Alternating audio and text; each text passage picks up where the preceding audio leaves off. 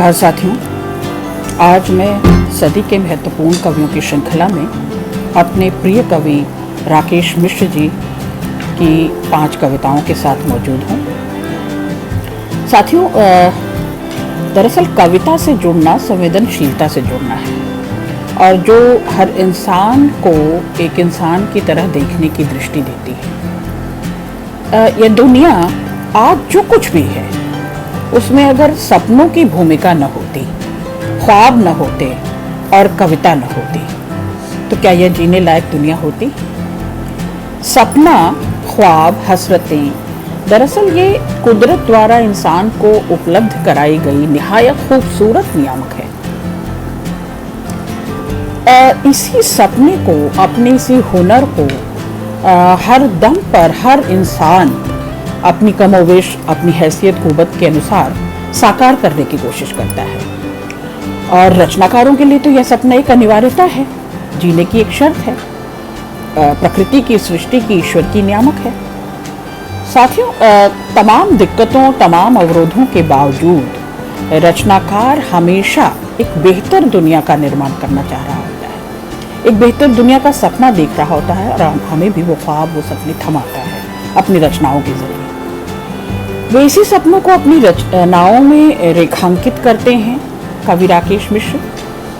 उनके पास इस दुनिया को और बेहतर बनाने के की न केवल योजनाएं हैं, क्योंकि वो एक योजनाकार भी हैं, बल्कि वो सपने, वो ख्वाब एक कवि मन के बुनकर इस सृष्टि को और सहृदय समाज को सौंपते हैं। उनके ये सपने उसी मिट्टी से जुड़े हुए हैं जिसमें हम पलते बढ़ते हैं। अपनी कविता में लगातार राकेश मिश्र उत्तरोत्तर विकास कर रहे हैं, व्यष्टि को समष्टि तक पहुंचाने में और समाज के सरोकारों से कविता को जोड़ने में दरअसल कवि लगातार प्रयत्नशील रहे हैं। अपनी कविता में नंगे पाँवों की धूल ही थी दोस्त, घर तक आती, स्कूल तक जाती। तो ये राकेश जी पेशे से प्रशासनिक अधिकारी हैं, बड़े अधिकारी हैं, और आप समझ सकते हैं कि जिस व्यवस्था में और जिस क्रूर, कुटिल, क्या कह सकते हैं, ठोस, कठोर दिनचर्या में भी जीते हैं, वहाँ एक प्रशासनिक अधिकारी होने के बावजूद अपनी कविता से अगर जुड़े हुए हैं तो दरअसल वे अपनी उस संवेदना को, अपने अनुभवों को, अपनी स्मृतियों को और अपने संवेदनशील मन को, कवि मन को जोड़े रखते हैं अपनी दिनचर्या में, अपने जीवन में, और यही कविता से जुड़ाव, उनकी संवेदनशीलता और हर इंसान को अपने नज़रिए से देखने, परखने और समझने की जो चाहत है उन्हें बड़ा बनाती है। राधा कृष्ण प्रकाशन से इनके 3 संकलन आ चुके हैं।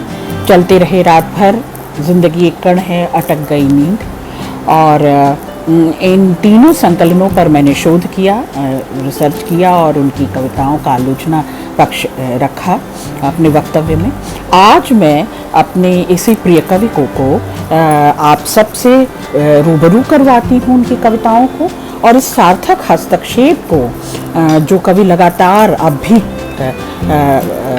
अभी सतत है, लगातार अभी सृजनशील है, मैं अपने शोधार्थियों और विद्यार्थियों से उसकी कविताओं से परिचय करवाना चाहती हूँ। सीधे मैं अपनी पसंद की 5 कविताओं पर आती हूँ।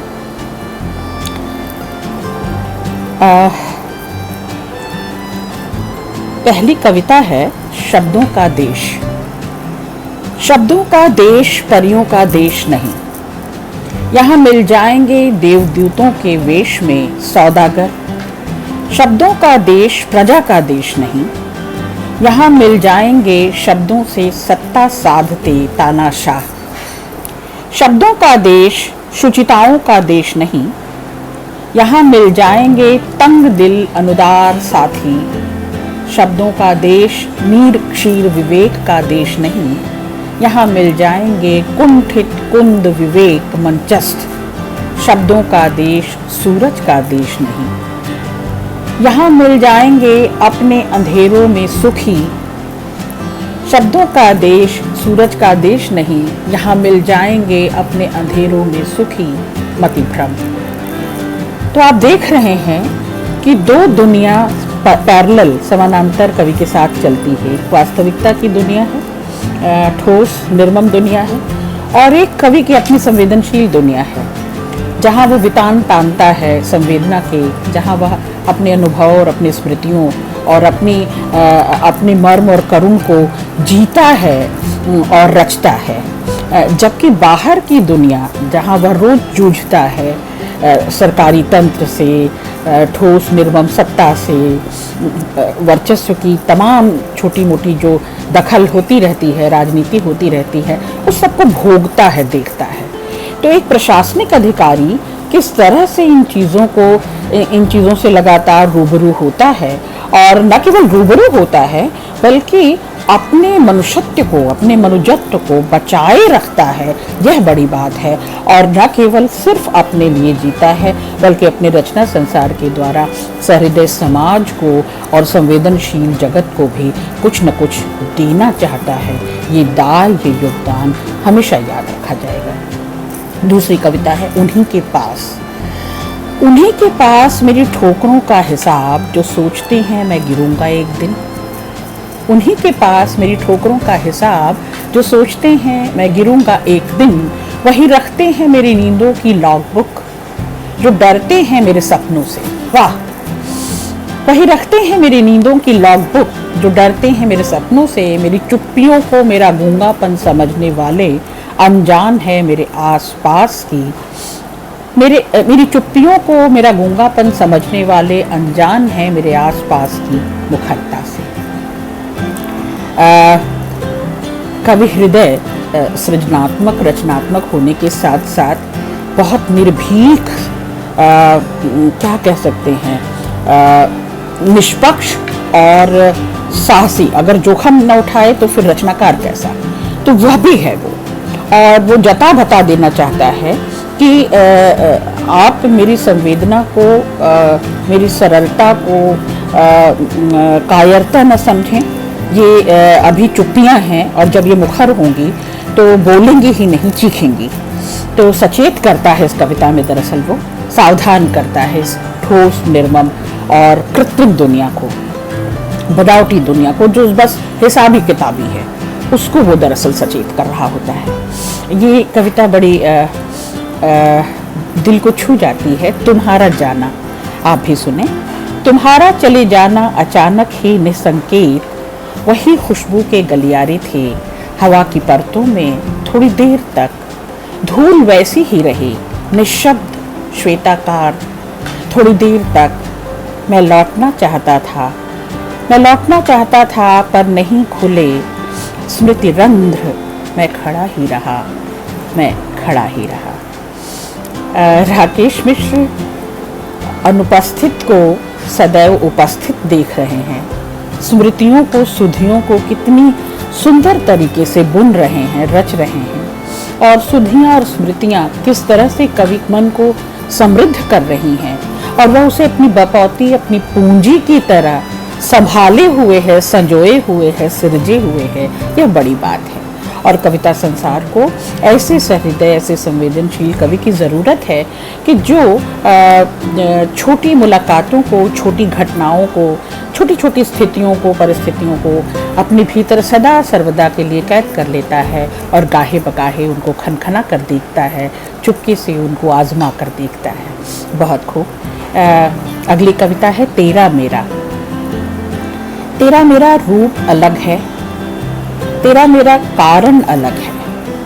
तेरा मेरा रूप अलग है, तेरा मेरा रूप अलग है। सुख एक है, तेरा मेरा कारण अलग है।